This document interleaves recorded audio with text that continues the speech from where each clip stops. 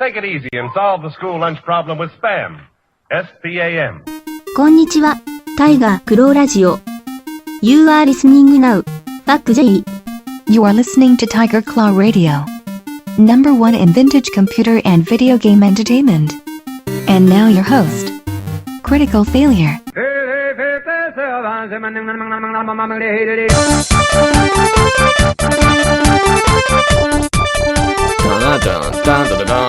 Alright, boys and girls, so here's the deal. I just got off of a 2-hour Skype call with Sendu and Hemrock. I think we got about an hour and 45 minutes recording. But yeah, that was the final recording for the Monstercast 2. So now it's just a matter of getting that thing edited and making it happen. So Monstercast 2 is definitely a thing. Also, it is now almost 11 o'clock at night. I'm tired. My throat hurts. I don't have much in me. But we're going to make this a show.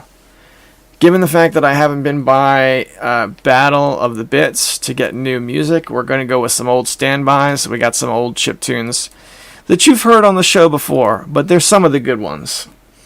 So give me a second here. So here's one I played on the show before, the Nordleaf 7-inch. Now, I played track 1 a second time, I think maybe 2 weeks ago. Let's go ahead and play track 2. This is Nordleaf, however you say that, clearly a European name, Nordloef. And the EP name is 7 Force number 4. This track is called Silver Paradise. You guys are listening to Tiger Claw Radio. I got some good stuff for you. Hang with me.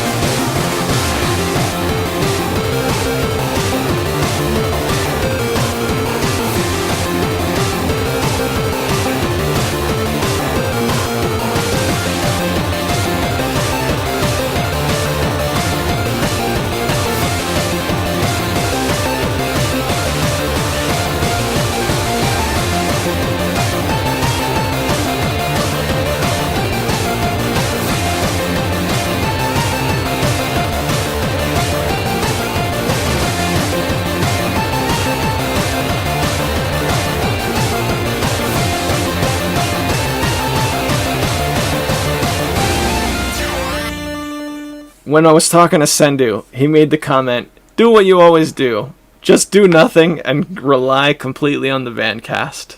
It stung a little bit, but how true it was. And speaking of the Vancast, let's go back to Monday morning. You with me? Let's do this. Monday morning. I just made a quick stop to get some bananas and apples for the week. What a weekend it's been, guys. I got to meet up with Hemrock, which was absolutely awesome. We had a blast. I don't want to talk too much about that because I don't want to divulge any personal information about the man. But I'll tell you this much: we played some Gunstar Heroes in the Comfortable Panzer Studios, and I don't know. Maybe it's because we were talking and really conversing and hanging out, as opposed to focusing on the game. But I remember being better at Gunstar Heroes, I gotta be honest.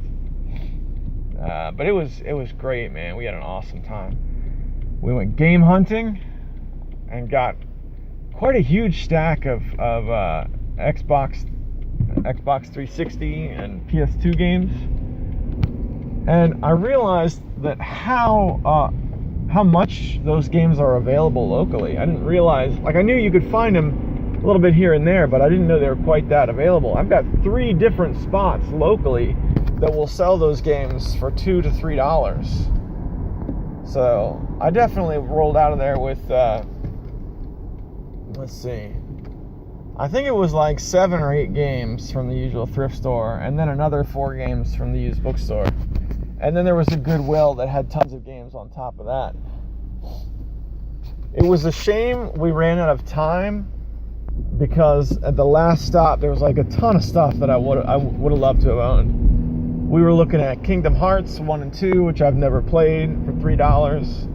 We were looking at what else was it, Hemrock? The Shivering Isles expansion for The Elder Scrolls Oblivion on Xbox 360 for $3. I think everything was $2.99 at this last place.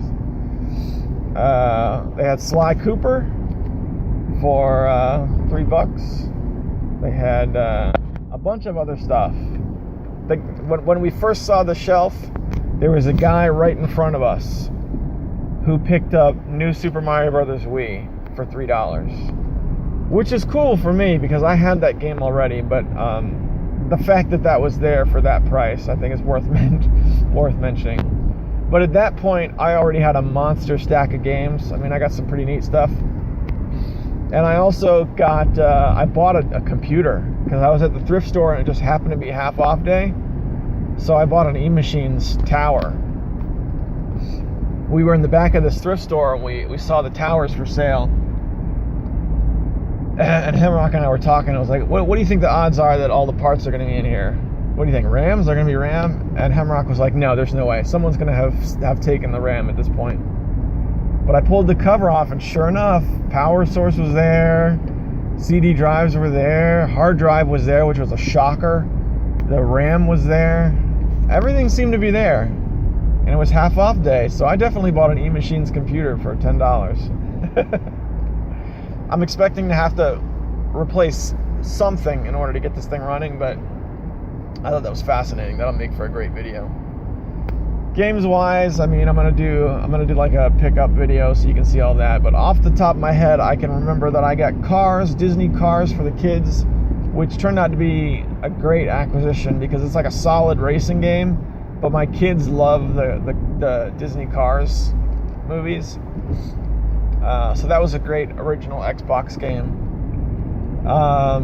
I've been enjoying Tony Hawk's Pro Skater 2X, which is pretty cool. For the original Xbox, as well as Project Gotham Racing 2. I played a little bit of that. That seemed to be pretty fun. So that's cool, man. I haven't made an acquisition like that, a big stack like that, in many years. I still find games in the wild, but I had only just been like piecemealing them. Like, hey, here's one. That was really like, you know... I'm surprised I bought as much as I did, because it's usually like, when I see that much, I find a couple that look interesting to me, because I feel weird about getting that much at one time. I don't know, it's just a weird thing. Seems very gluttonous, I guess, but it was nice to indulge, just for once. So I'll probably talk more about that later on, as I've had the chance to play some of those games. But it's definitely been racing for me. Racing games are great to play around children because they're hardcore. I mean, you can play a really hardcore racing game, but at the same time, you know, you don't have to worry about your 8-year-old seeing bodies get ripped open and stuff. So I think racing games provide a happy medium in that regard. Let's see. I did get some shooting games, but I gotta be honest, I couldn't begin to tell you what they all were. So we'll see about those. Once I've started playing them, I'll remember more. A lot of PS2 titles too. And one thing's for sure, I really have to get more PS2 memory cards now. That's going to be an issue because I don't want to erase even a tiny bit of my PS2 data. That's non-negotiable. That data's not going anywhere. Alright, hang on. Driving now. Taking the highway to work today, which I don't usually do. I usually enjoy my back roads. But the problem is the back roads, you know, I'm driving through woods and stuff. They don't go by any gas stations. They don't go by any like shops or anything like that. So I wanted to stop by and get some fruit today. So I'm still on Weight Watchers. Having a bunch of bananas and then like a bag full of apples helps keep me off junk food. Which is, yeah, it works. Down 25 pounds now, which is great. It feels good. Let's see. Yeah, okay, so here's another one for you. Fooling around on my computer, I came across my old stack of CD-ROM games for the PC. Hang on a second. Stuck behind a garbage truck that's going a hearty 2 miles an hour. Alright, bear with me. It's drive time now. I don't like doing this. I don't like going around people. Oh boy. Especially on this road. This was the road where I totaled my car doing the same thing I just did. Oh well. That guy was going slower. It was easier. It was more controlled. There's also about 3 other cars on the road, and that's it, as opposed to a big line of traffic like there was that day. Right, so the CD game. So I found Return to Krondor in my CD collection, my CD game collection. I don't know much about the Krondor series. I know there's Betrayal at Krondor and then Return to Krondor. I remember from trying these games in the past that they're first-person role-playing games, much akin to like the early 3D era of first-person role-playing games. You know, Elder Scrolls, Arena, and Daggerfall were probably in full swing by this time. No more grid-based dungeon crawlers in that moment. So I wanted to install it. I haven't installed a CD-based game in quite some time. And this particular one, those Krondor games, they've been on my wish list for quite a while. They're for sale on Steam. I think they're like $10 or something. And I know they're also on GOG, but I just never got around to picking them up. So I was like, hey man, I got this game already. Here's the CD right here. Let's give it a shot. This is like one of the reasons why I didn't want to move up to Windows 10. It's because on Windows 7, some of those things are still going to work. So alright, so I fired that up. I installed it. Now I didn't have the chance to play it yet, but during the install, like I forgot what it was like to install a CD-ROM game. First of all, it was a Sierra game, so Sierra wanted to install Sierra Online. So it was like, get our online tools as well. And then after I installed it, there was a checklist that was like, would you also like to install these 3 demos? Which was, given the time frame, a neat option. And I looked at the games. They probably would have been neat installs too. Caesar 3 demo, Lords of Magic demo, and I can't remember what the third one was. I think one day I might go back and try those, but I don't know. There's something about CD-based games that I forgot. But the long story short is it was unusually invasive. I don't remember CD-based games being that invasive. Like Sierra's vaporware, Sierra's shovelware, I guess is the better term for it, is now on my computer, which kind of bothers me. Like if I bought the GOG version or the Steam version, it would have been a cleaner install than the actual authentic CD, which I think is 2 scoops of irony. But hey man, at the same time, I've got Return to Krondor, and I get to play it now on my own version without spending additional money. Something to be said about that as well. So, you know, we'll see. I have that to look forward to when I get home, as well as an enormous stack of console games. All in all, it's been a pretty awesome weekend for me. I'd hate to do this because I can't help but think that I'm forgetting stuff. Like there's more to talk about that I can't just, it isn't coming to my head right now. But I am taking the highway to work this morning, and it's like maybe a block or two away from where I'm at. So I think I'm going to go ahead and call it a Vancast. What would I be playing if I were back on the Comfortable Panzer Studios right now? Well, my PS2 isn't hooked up. So what I would do is I would get my PS2 out of a box, because I boxed it up so I could hang out with Hemrock.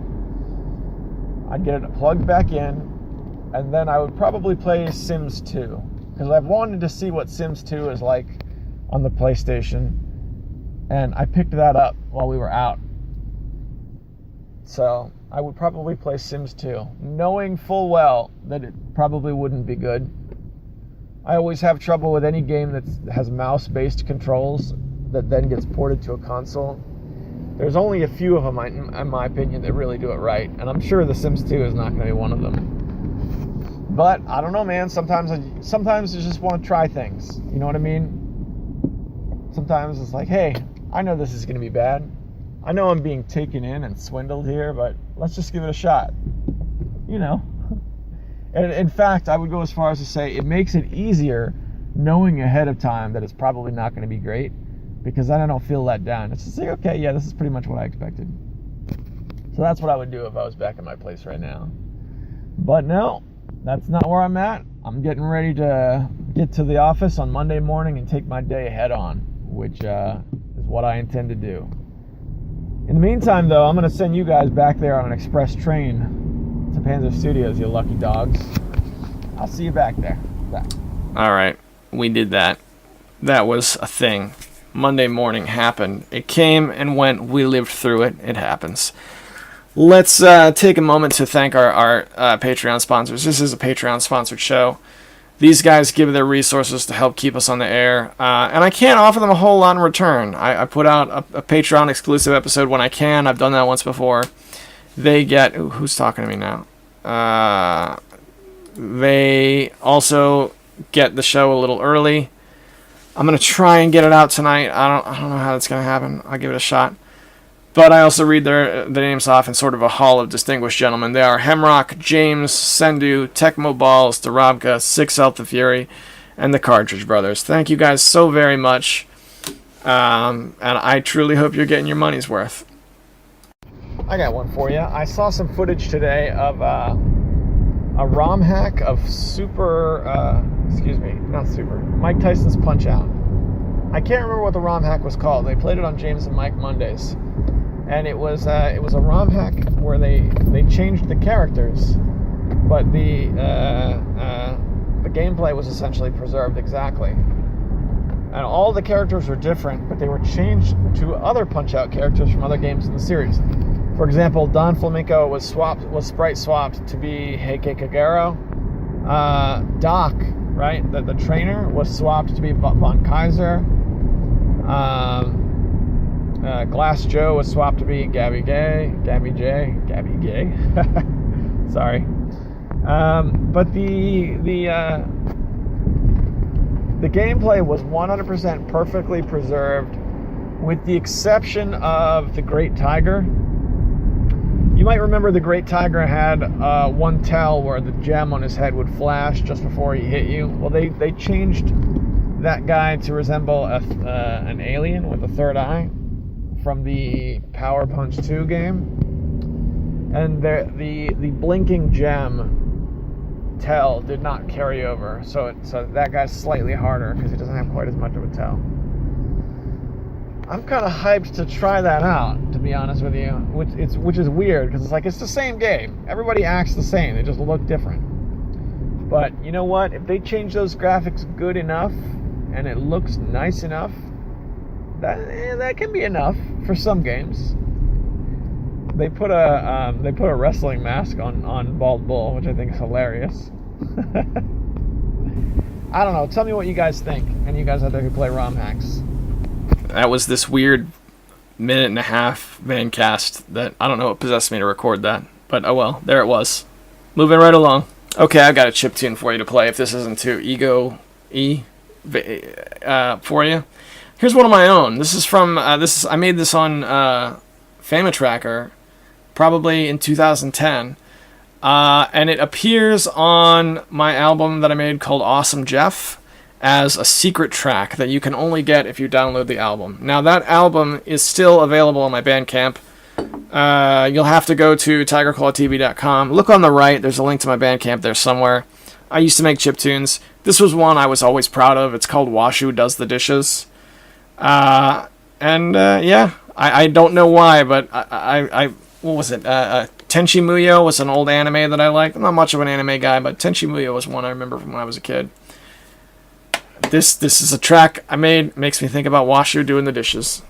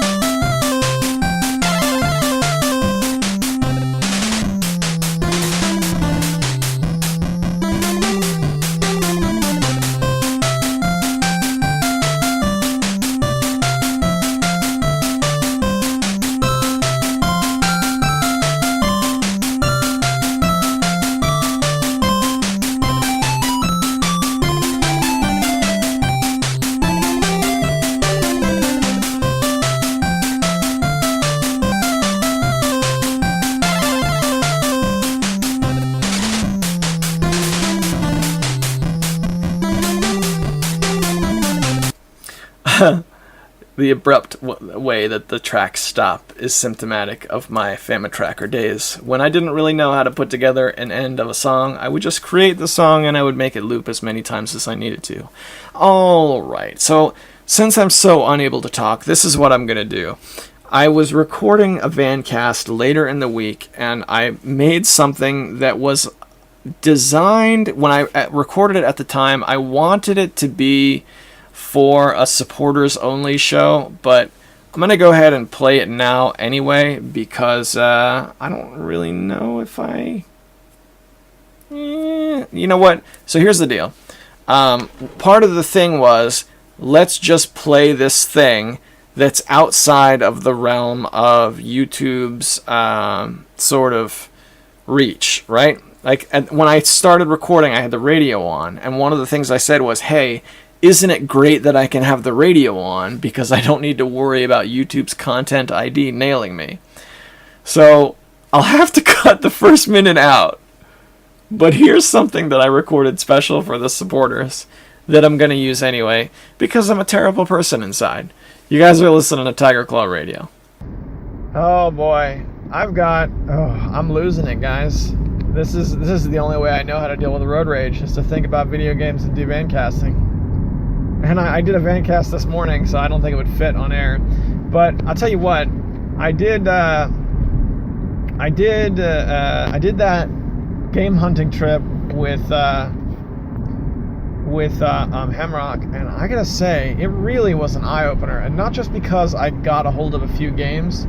Let's go back to when I was 16 years old. All right, 16, 17 years old. I was building up my NES collection to, what it was at its peak, when I had about just short of 70 games, and I had a lot of games that are now considered rare. Metal Storm was among them. I could see the Mega Man games in the stacks and the pawn shops. Anyway, the point is, games that was, let's see, what year was that? I was in 7th grade, so you're looking at 1997, 1998. Basically what I'm equating to was PlayStation 2 games and original Xbox games. I'm kind of thinking that now, those games now are what Nintendo games were then. So if that has any truth to it all, that means in another 15 years, Xbox games now will be what Nintendo games are now? And Nintendo games will move into Atari status? I don't know. That's really reaching. But it is possible. But I'd like to look at this from the angle of availability, because in those days, Nintendo games were readily available. They were available because they weren't collector's items yet. There were a couple, and yes, there were a couple collectors out there. Yes, you're going to have guys who are like, oh, I always collected. You know, of course I collected games in 1997. Yes, that might be true, but there was no retro gaming magazine in 1997. Do you know what I'm saying? So it really kind of set a fire for going out and getting original Xbox games while I still can, getting PlayStation 2 games while I still can. And I sat down and played the games. I played them, guys.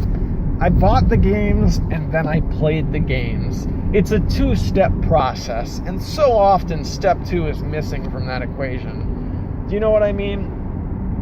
So I really don't know where else I can go with it. It was a strange phenomenon, because if you order an original Xbox game on the internet, you're going to look at about $5, sometimes a little less. I ordered Ninja Gaiden for about $4.60, right? And mathematically, what you have is a game that's worth less than it costs to ship a game, right?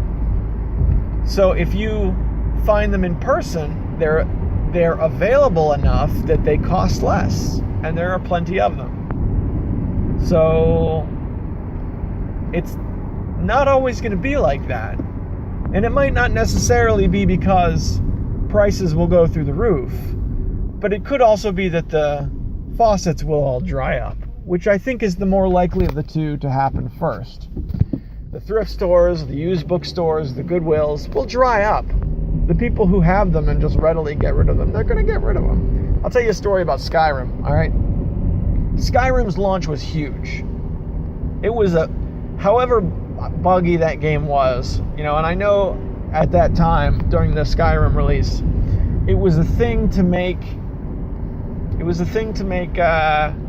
glitch videos. You guys remember those? We're like, wow, that game looks amazing, but look at that, I don't know, you know, ape monster or whatever just flying off the mountain, rolling all the way down the countryside. It was a broken game for sure, but it was also amazing. People were highly anticipating it. It was beautiful. Broken was one of many different ways you could describe Skyrim. And when it came out, I remember I was with Classic Elite, and that was my short period of time I was with Classic Elite. And we would have these Skype calls where everybody who had the game, I didn't have it, but I was on the Skype call, they would fire it up and they would play, but everyone was just being quiet playing. It was very weird. It was something that could only happen with a game that truly just left a wake behind it when it came out. Fast forward, I don't know how long after the release, a year? Something like that? I went into a GameStop. I was still in college at the time. I got, you know, I don't like GameStop, but I got some good deals there at times. This was a time when I knew that games were being dumped. There were certain games that they just weren't going to sell anymore, so I was trying to get in on it. This was when I got my copy of Metroid Prime, and I got it for $3 or $3 or $4, something like that. I got it at a really good price, so I did okay. And there was a guy this poor guy, God bless him, I can only describe as a dude bro times 2. His modifier in the dude bro skill was easily +2. We're looking at, well, what is that? 13, 14 skill points in the dude bro section of his character sheet. This guy, collar equals popped automatically when he wakes up in the morning. And he had a big cardboard box of stuff he was trying to sell off. And Skyrim was front and center. And he asked the guy at the counter, would you buy the strategy guide? Skyrim's strategy guide was like a phone book. It was really big. And they were like, no, we don't buy those. And after he said that, I chimed in and was like, do you have it? I'll buy it. My computer couldn't even play Skyrim, but I had it in my Steam collection at that point. was like, hey man, they're not gonna buy it from you. I'll drop a 5 spot or something. And he was just like, if I had it on me, I'd do it. You know, I didn't end up with the book, but the idea was, here was a game that was like an earth shaker. And some guys, they just dump them. Whatever, I don't need this hanging around anymore. I don't know. It's a weird mentality for me to get behind as a collector. But that's what this guy was doing, and that's where I see a lot of these games coming from, is from people like this who, you know, they just reached the end of their usefulness and they're ready to let them go. And there's a finite amount of those people in the world. Eventually, they'll all be in the hands of collectors or resellers or broken. That's another big thing about this era of video games. There was like a disposable electronics vibe to it. Among all the games that I got when I was out with Hemrock, and this is going to be in the video I make about it, I had forgotten that there was an era on Xbox 360 where they were selling games where they only really had like half a case. There were these weird cutouts, like plastic cutouts of the case, so that they would use less plastic to produce. The game still cost $60 or whatever they cost at launch, but the cases were just non-existent. Games like that, they're gonna have a harder time surviving. So, I don't know. Long story short, I want to buy some Xbox games, I guess. This is a perfect thing to talk about on a supporter-only cast, because part of me feels like this is like my big secret of retro collecting. This is my don't tell the secret. Don't tell anybody. I saw the games I saw when I was out getting games are going to be the same games in 5 years. I'll be like, man, Shivering Isles, the expansion for Oblivion, I saw it for $3. Why is it going for $50 on the internet? That's me in like 3 years, 3 to 5 years, or less. It's gonna dry up, guys. I tell you, it's gonna happen. All right. Actually, come to think of it, at the thrift stores, you used to see Xbox controllers quite commonly, and I wish I'd bought more of them. I think I've only got 2. Whoa! I almost had an accident live on the air. Anti-lock brakes kicked in. Did you hear that? You hear that rattle?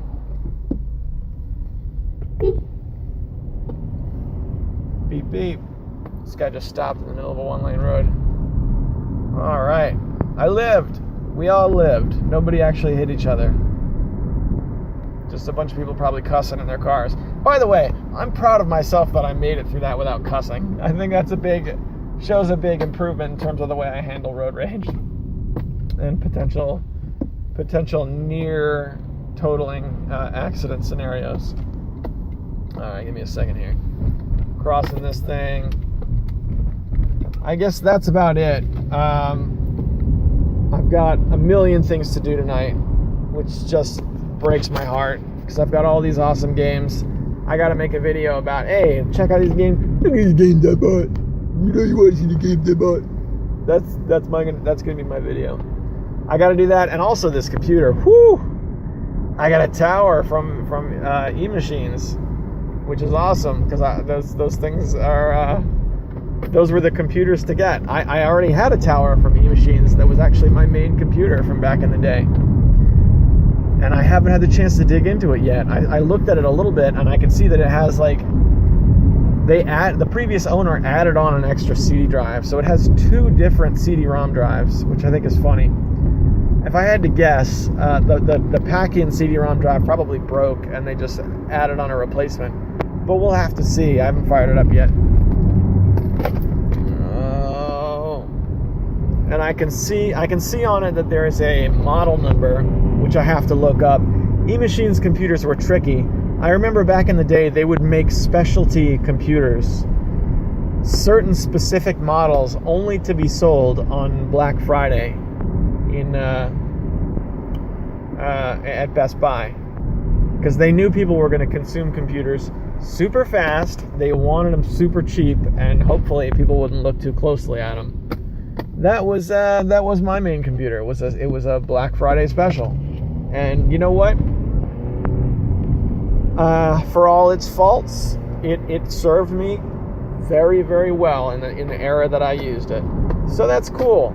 I was thinking about it just yesterday. If I fire this computer up and I just get absolutely nothing, I'm considering just building a trash top out of whatever kind of parts I can get a hold of. Just a barely functioning. Let's see what the cheapest motherboard will do. Let's see what like a Celeron processor. Celeron processor I think is like $20 or $30, something like that. Just get all of these tiny little parts and just see what I can do. If nothing else, I can load Quake on it, and I can put it in a local area network, and I can have my bros over, and I'll have another node in my Quake network, which is the dream, the Quake LAN dream. Wouldn't that be cool just to show up at your bro's house with like, some snacks or whatever? All the computers are there, taken care of. You just show up, and it's like, all right, guys, we're gonna play Quake tonight. We're gonna play Unreal Tournament tonight. We might even play some Baldur's Gate multiplayer. We're gonna do all this. Don't worry about a thing. Just get yourself over here. All right? Bros night. Oh, and by the way, it's $19.99, but only for tonight. That's the dream. That's the LAN dream. One day I'll make it happen, guys. One day. All right, I'm gonna pull the plug on this audio footage that I can't use on regular TCR. I'll see you guys. Okay, boys and girls, we're back. We're gonna do the not the Vancast. We're gonna do the fail bag. I got some good comments to go over, and we're gonna make it happen. So this is the part of the show where we can just interact, talk a little bit. There's not much to it. It's just me, and it's just you here out on the internet. And if you got something to say to me, it's going to make it to me. I'm not like a big celebrity or whatever like that. So let's take advantage of that fact and really interact a little bit. It's something that I've always liked. And the fact that I have this and there's consistently something to read, it's just something that's always made me feel good. So the best way to get in contact with me is through YouTube. Or you can head over to any site where I post this. It's viable to be read. But YouTube is really the place where it's guaranteed. So we've got a few comments here. One is one from The Gaming Beast, which he left not but 4 hours ago. My goodness. Thanks so much. Just made it on. And he writes, had a fun time listening to this and grinding in Fate. It sounds great that Neverwinter Nights has multiplayer and people are playing it. I'll get it once I have the cash and we can dive in balls deep. I'm also interested in what people said about the podcast that we were involved in. Question of the Beast. What old DOS game would you like to play in multiplayer that does not have it in their GOG, Steam, or has not been yet released on either version? For me, it would be a top-down shooter, Project Paradise, and Battlespire. Keep on trucking, broski. Well, I've got Battlespire, but I haven't run it yet. Does that have multiplayer? Is that something we can arrange? If I were to say that there was an MS-DOS game I want to play in multiplayer, it would be Rise of the Triad. That's never had working multiplayer ever. I tried, there is like a direct dial-up sort of thing, and I tried it with, of all people, I believe Jungle Rat Rob of the Retro League, and I tried this on Skype once, like 6-7 years ago or something like that, and we tried it, and we were able to get to the point where the game would load, and then it would disconnect. But Rise of the Triad had some interesting ideas for multiplayer. You could go around and collect coins, and then you could also shoot, and then you could do that with the guns disabled and just make it like a coin collecting thing. It's very weird. I would like to try that. And Neverwinter Nights is a good game. Yeah, if you get that, we'll play multi. I can also fire up my vanilla edition, and then we can just play that. I would do that if it would get us to play again. So there was another comment that he leaves 6 hours ago, who writes, I get what you're saying with playing turn-based games on the PC. When I was in the clinic, I had a blast playing some games on the SNES and Genesis ones, like Masters of Monsters and Warsong, aka Langrisser. It might be something to play when you're on the go. I want to get into ROM hacks, but I want to finish the original games first. Believe it or not, I still haven't finished any Mega Man game. I used to watch my brother finish it, the OG Let's Play. I have gotten far in Mega Man 2, 3, and 4, but the Wily stages were a bit much when I was a kid. Still, I would like to at least finish 2 and 3 legit.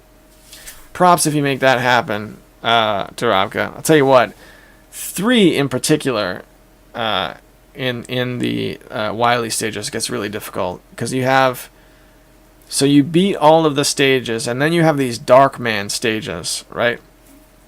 4 of them, where they're these like expert level stages, and at the end, what you're fighting is one of the robot masters from the previous game, like amped up.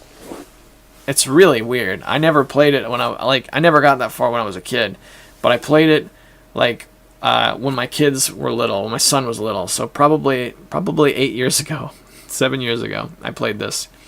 And then after that, after those stages, then you fight the Wily stages, which are actually pretty beatable. I think Mega Man 2 has just got, like, there's a couple of places in the Wily stages that are just bananas. There's one particular boss where you're fighting like 6 wall-mounted guns that you have to use Crash Man's ability to kill, and if you don't get it on the first run through, then you don't have enough energy to beat it. It's very weird. I don't know. I can't figure it out. I know it's doable, but I haven't gone back and done it. So I haven't beaten either of those either. I beat Mega Man 1 though. Couldn't do it now, but I did do it. Alright. So yeah, thanks for those. Those Mega Man games, they still have fun to be had. And I would say play a ROM hack when you're done with the original game. But that's not the same as play a ROM hack when you beat the original game. I reached a point with like the original Castlevania where I was kind of done with it.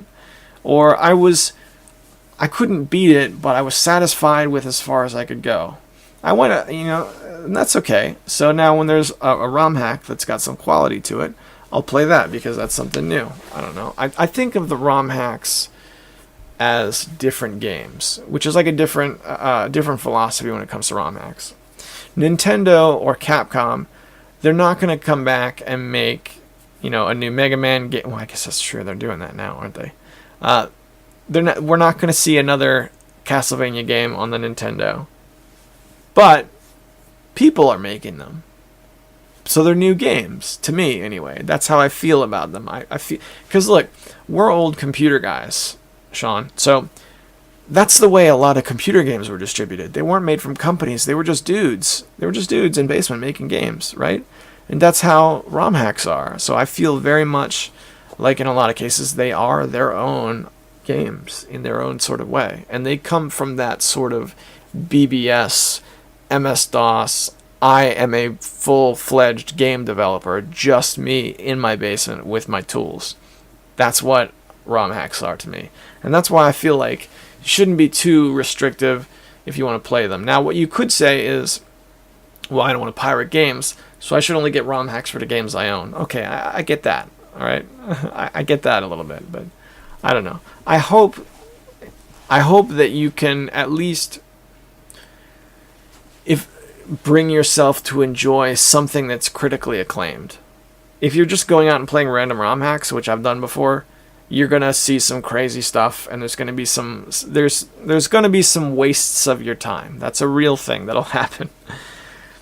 But there are ROM hacks that are right up there. You could put aside right next to any authentic Nintendo game, and they would just be amazing. So that's my little rant about ROM hacks. Thanks as always for the comments. I'm glad you're still with us. All right, Atari Kid, this is really I find this really awesome also because I don't know who this is, which to me, whenever I get a comment from somebody I'm not familiar with, I always think that's awesome. He left a comment on one of my Talking Nintendo videos. And he writes, if you're looking for a hexagonal strategy game on the NES, check out Conflict, which I think was really neat. You know what? Let's reply to him. I never played Conflict.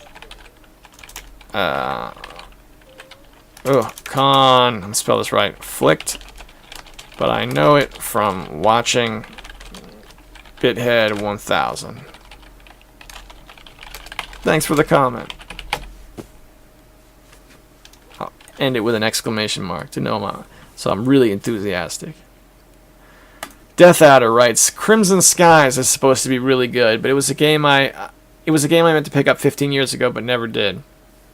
I might have to get it now that it's an Xbox rental on Xbox One. I played Sands of Time a bit. It was cool, if I remember.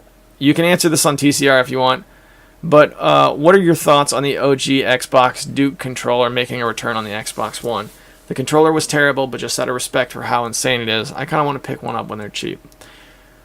So I left a comment in reply, but here's basically what I think. I know that the Duke controller for the original Xbox is not a favorite amongst my peers. I know that if you get the S model, which is the more sensible model, that's an objectively better controller. But when I got my Xbox, the controller that we had was the Duke. So it's special to me. I have a Duke downstairs somewhere. I like those controllers. If you're going to make a system, that's not the best one to go with. But the Xbox One is now an established console. It's been around for a while. So the Duke is being introduced as an optional peripheral, for which I think it's perfectly suited. So I'm glad they're doing that. I think that's really neat. And I'm glad you mentioned it because I didn't know it. We got a comment from Alex Swingle, which is pretty neat. Haven't heard from him in a while. He writes, I mostly disliked how far away the black and white buttons were from the rest of the right side interface. It made things like throwing grenades in Halo 1 a pain, which in hindsight of the controller being nicknamed by the fans the Duke made complete sense. Duke Nukem wouldn't be a pansy and throw grenades. The only version of the Xbox controller I liked was when third-party controller makers added those two buttons as shoulder buttons, as if they were R1 and L1. That's cool. I didn't know that anybody did that. I'll have to look into those. I like the original Xbox, and I do need another controller. I need another controller so I can play 3-player split-screen racing with my son and daughter, which I think would be fun. Even though my daughter is only 4, and she does that move where the car just runs into the wall over and over again, and she goes, "Daddy, help me." So I have to reach over and like kind of help her. She's got to be in the game. She's in the group. You know what I mean? So no matter what it takes, we'll make space for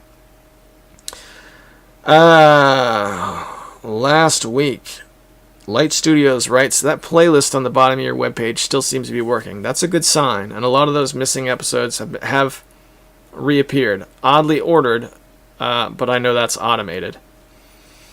Yeah, Sendu, I know there was missing episodes. Every time I look at an old computer that I have or an old hard drive, I look for old episodes of TCR to see if there's anything there. That happened recently where there was 3 episodes that were missing. That I found 3 episodes of TCR just loose in a directory somewhere. I checked out the archive. The archive didn't have them, so I put them up. I don't know what numbers they were, but that might be where they've come from. So, yeah, so that's cool. And that old, if you guys go to tigerclawtv.com, this is what he's talking about. Scroll down to the very bottom of the page. There is a streaming app right there embedded on the page that's connected to the archive. So you can listen to the entire archive like that. Just click on an episode, it'll start playing. I think the top or the bottom of that little app is cut off, so it doesn't look great, but it still works. I think I mentioned this in the Bandcast, but I'm looking at the code of the website. I'm doing the best I can. The website's going to get updated. It's going to get a new look. It's going to get a new shine. It's going to get a new player so that you can just click in, play the podcast, and that's what you need. I want that website to work.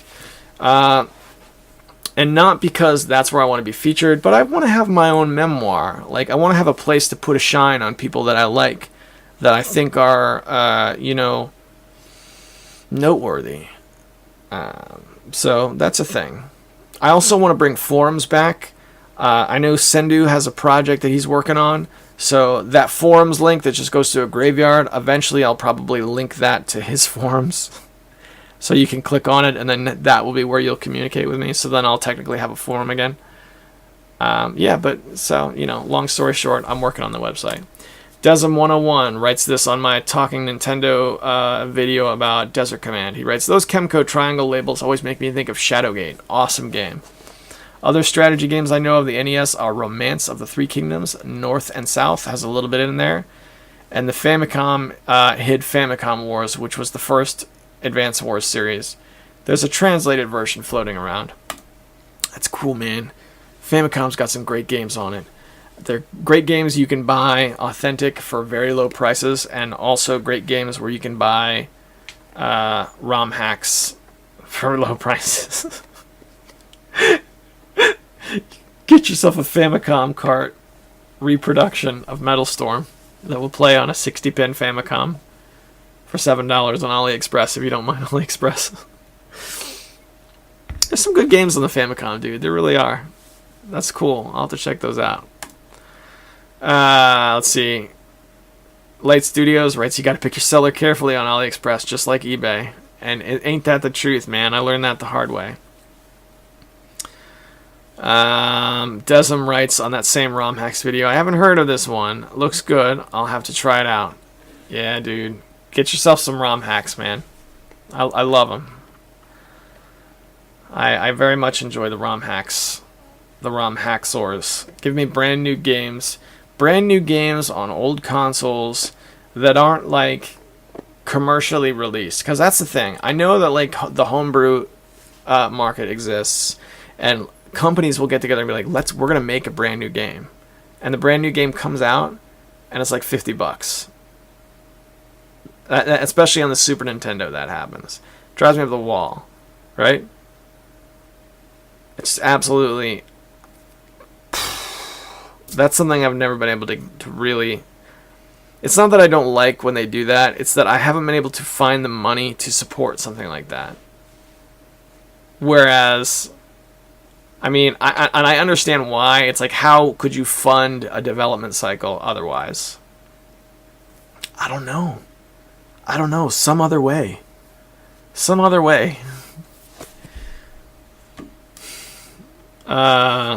I think that might be all.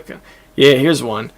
Kaiser writes, the irony about the comment about me. Thank goodness I've evolved and Double Burning took my place. Hashtag internet shots fired. Yeah, man, I'm glad you took that in stride, because that was, as far as I'm concerned, those were some pretty brutal comments. We also got some comments on the Eye of the Beholder video, which was cool. Demez writes, I almost beat Might and Magic on Amiga. That was totally awesome. I got super powerful, and I was finally roaming the elemental planes and everything, but then my discs caught a virus. The virus spread among many of my discs, and I finally ate too much data off my Might and Magic discs running it. So sad. Yeah, I'm sorry, dude. Those viruses can be pretty destructive, especially back in those days. And they were like transmitted by using foreign disks in your machine. It was very weird. It was pre-internet viruses were brutal. They could be really brutal. He also writes, there was a console port on the Genesis. Did you ever try that one? I usually preferred my console ports of RPGs from PC because they would simply simplify the controls and whatnot, especially, for example, Ultima 3 and 4 on the NES. Number 3 kind of sucks, but I beat it. Number 4 is awesome on the NES, so much more playable. I never could have imagined playing the old computer Ultimas 3 and 4. They totally suck and are overcomplicated. I left a comment to this in reply, and I said SNES had a port. I played it a long time ago. That's talking about Eye of the Beholder. That wasn't a Super Nintendo game that I would actually really love to own. I kind of need a mouse to play that game. Any game where you use a mouse but you have to use a controller to use it, I think is going to have problems. And that's one of them. And I made sure to tell him that. And he also writes, I also had a great time on the NES with the mouse and Might and Magic 3, Isles of Terra. Great port for sure. If you get an SNES mouse, also check out King Arthur's World. Probably the best NES mouse game. It would be nice to have an SNES mouse again. And get myself a copy of Mario Paint. That'd be fun. Roblox Game Codes RGC writes, do you know screen when Meteor goes to city in Poland, Fortnite equals Poland. Hashtag riptiled. 18/3/2018. Which I'm sure is an authentic comment that a human being wrote. So much so, I'm going to thumb it up. And those are all my comments for the last week. And you know what? We made it. You know what's funny is I sleepwalked this show so hard. I think if I go back and listen to this, I think it might end up being one of the better ones. I think we did all right, guys and gals. Unfortunately, I don't have the time to get the old ending theme, Dave's song from Maniac Mansion, which I usually play at the end of the show. It's actually, I think it's vgmusic.com. Is that site still around? I gotta find this now. They had, on this website, vgmusic.com, MIDI copies. Yeah, it's still around, Video Game Music Archive. And it still looks like it's from the 90s. Yeah. Happy Easter and April Fool's Day. Our April Fool's joke for this year is that there is no April Fool's joke this year. Beauty. Yep, Video Game Music Archive. They're still around. MIDI copies of every single game track you could think of from back in the day. And I went to Maniac Mansion and I found Dave's song. And I had Audacity running, and I recorded like the first 3 minutes of that loop. And that's what I use. Which is why, when I play it, you can hear like the mouse click from when I first recorded it, back when TCR was first starting. So, that's a little story about how those assets were generated. Alright. VG Music, man. That takes me back. I used to go there and get MIDIs to use in my RPG Maker projects, which, if you play my old Colteca game, that's got songs in it from vgmusic.com. That's a fun site. Well, alright, boys and girls, I'm tired. I gotta get this done so that it goes up on the internet. I really hope that things go well for you. Let me just say that the reason I sleepwalked through this show was because I was having a good time, which is why I'm okay with it working out this way. I was having a great time. I was finishing the Monstercast recordings. That's awesome. Now all I have to do is the technical work and just kind of stitch that together. And it's great. So, this has been Tiger Claw Radio. Keep fighting, keep getting up in the morning, and I wish you all the best. I'm really rooting for you. I'm not just saying that. I'll see you next week.